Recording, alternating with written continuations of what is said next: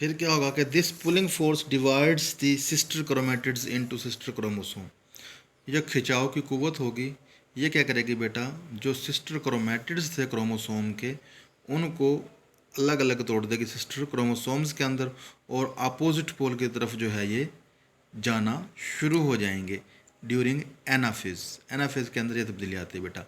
Next जो मरहला है इसका वो आता है टीलोफेज। जी बेटा, लास्ट स्टेप जो है कैरियोकाइनेसिस का वो क्या है बेटा, टीलोफेज। कहता है कि it is totally reversal of prophase. ये प्रोफेज की टोटल उल्ट स्टेज है, यानी कि जो जो तब्दीलियाँ प्रोफेज के अंदर हुई थी वो तमाम की तमाम तब्दीलियाँ रिवर्स हो जाएंगी।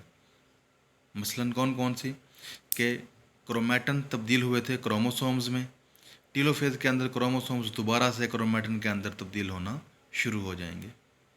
सेंट्रोसोम जो अपोजिट पोल पर गए थे वो बिल्कुल मरकज़ में आ जाएंगे दोबारा से। न्यूक्लियर इन्वेलप जो टूट फूट का शिकार हो गई थी, नई न्यूक्लियर इन्वेलप जो है बेटा वो बन जाएगी।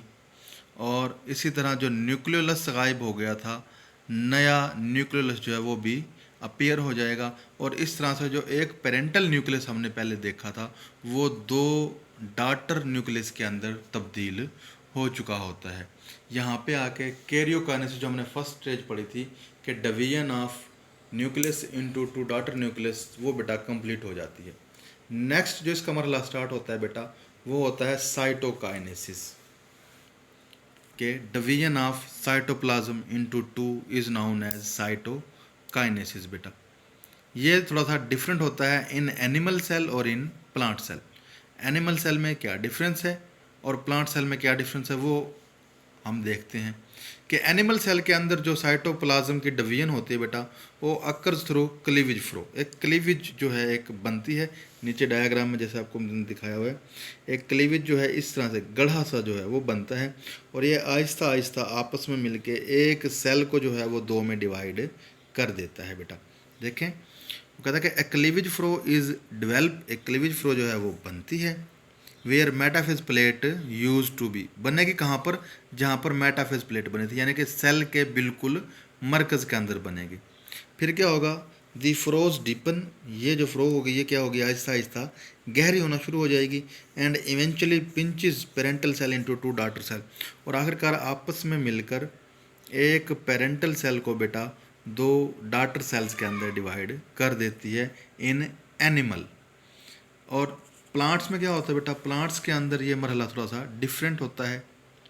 वो कैसे होता है कि प्लांट्स के अंदर जो साइटोकाइनेसिस का प्रोसेस है वो होता है थ्रू फ्रेगमोप्लास्ट। किसके थ्रू होगा बेटा, फ्रेगमोप्लास्ट के थ्रू होगा। एक मेम्ब्रेन, एक झिल्ली जो है वो सेल के मरकज़ में बनना शुरू होती है, ये आपको नज़र आ रही होगी, और ये आहिस्ता आहिस्ता बढ़ती रहती है और इस तरह एक सेल को दो में डिवाइड कर देती है।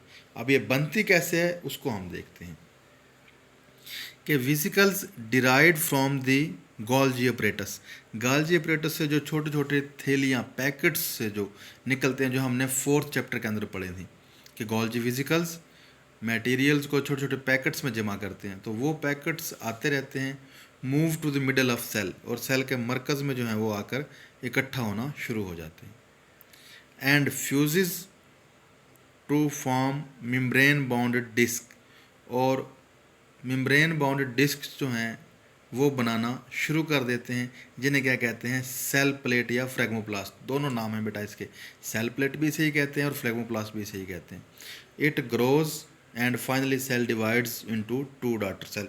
ये आहिस्ता आहिस्ता बढ़ती है और इस तरह एक सेल जो है वो दो डाटर सेल्स के अंदर डिवाइड हो जाता है बेटा। अब ये भी शॉर्ट क्वेश्चन है आपका कि डिफाइन फ्रेगमोप्लास्ट या डिफाइन सेल प्लेट, तो कहाँ से करेंगे इसे बेटा, कि वेसिकल से।